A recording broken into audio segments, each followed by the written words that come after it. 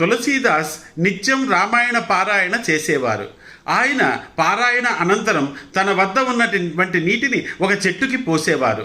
నిత్యం రామాయణ పారాయణ వల్ల ప్రభావితం అయి ఆ పవిత్రమైనటువంటి నీరు తన వద్ద రోజు పడడం వల్ల ఆ చెట్టుని ఆశ్రయించుకున్న ఒక ప్రేతాత్మకి విముక్తి కలుగుతుంది. ఆయన తులసీదాస్కి ఏదైనా ఉపకారం చేద్దామని అడుగుతారు. తులసీదాస్ రామదర్శనం కావాలని కోరుతారు. ఆయన తనకు రామదర్శనాన్ని చేయించేటంతటి శక్తి లేదని, నిత్యం హనుమంతుల వారు తులసీదాసు పారాయణ చేస్తున్న రామాయణం వినడానికి వస్తున్నారని ఆయననే ఆశ్రయించమని సలహా ఇస్తారు. ముందుగా వచ్చి చివరి వరకు రామాయణాన్ని శ్రద్ధగా వింటున్న వారే హనుమంతుల వారని ఆయన చెబుతారు.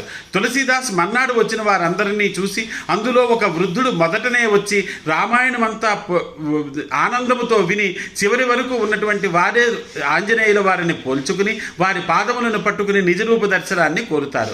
హనుమంతుల వారు తన నిజరూప దర్శనాన్ని తులసీదాస్కి ఇస్తారు. తరువాత తులసీదాస్ రామదర్శనం కావాలని హనుమంతుల వారిని అడుగుతారు. చిత్రకూటానికి వెళ్ళి అక్కడ నిత్యం చందన సేవ చేయవలసిందిగా చెబుతారు హనుమంతుల వారు. తులసీదాసు చిత్రకూటానికి వచ్చి నిత్యం చందనాన్ని శ్రీరాముని కొరకు తీస్తూ అలంకరిస్తూ ఉంటాడు. ఒకరోజు ఇద్దరు రాజకుమారులు తులసీదాసు పక్కగా వెళ్ళడాన్ని తులసీదాసు చూస్తారు. తరువాత హనుమంతుల వారు వచ్చి రామలక్ష్మణులు ఇద్దరు రాకుమారుల రూపంలో వచ్చారు, పోల్చుకోలేదా అని అడుగుతారు. అయ్యో పోల్చుకోలేకపోయానంటారు తులసీదాస్. అయితే ఈసారి రాముడే గనక వస్తే నేను తప్పక నీకు సూచిస్తాను అంటారు హనుమంతుల వారు.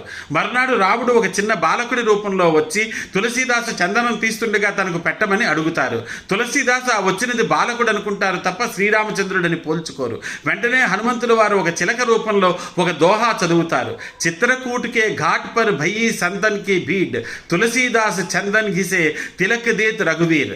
ఈ దోహా హనుమంతుల వారు చిలక రూపంలో చెప్పగానే తులసీదాస్ వచ్చినది శ్రీరామచంద్రులే అని పోల్చుకుని ఆయన పాదములను ఆశ్రయించి ఆయన యొక్క దర్శనాన్ని పొందుతారు.